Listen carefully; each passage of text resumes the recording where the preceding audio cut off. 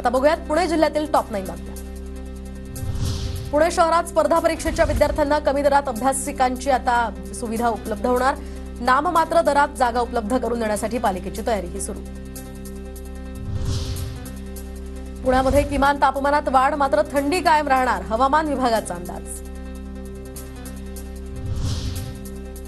पुणे जिल्ह्यात खरीप हंगामाकरता शेतकऱ्यांना 5190 कोटींचं कर्ज वाटप। जिल्ह्यातील बँकांनी कर्ज वाटपात 116% लक्ष्य गाठलं।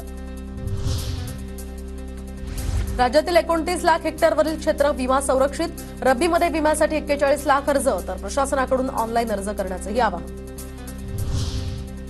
भोरमध्ये शेतातील रब्बी पिकांच्या भिजवणीसाठी आता शेतकऱ्यांची लगबग सुरू। कडाक्याच्या भिजवणीला शेतकऱ्यांची पहाटेची पसंती।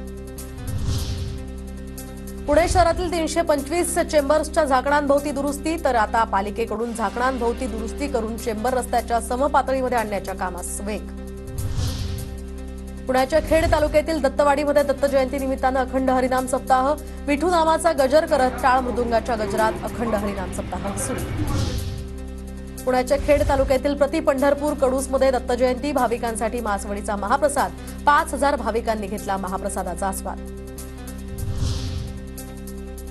अतिवृष्टीमुळे भोरमध्ये घर पडलेल्या निराधार महिलेला मिळालं नवीन घर। रत्नाबाई बोडक या वृद्ध महिलेला सरकारकडून मदत।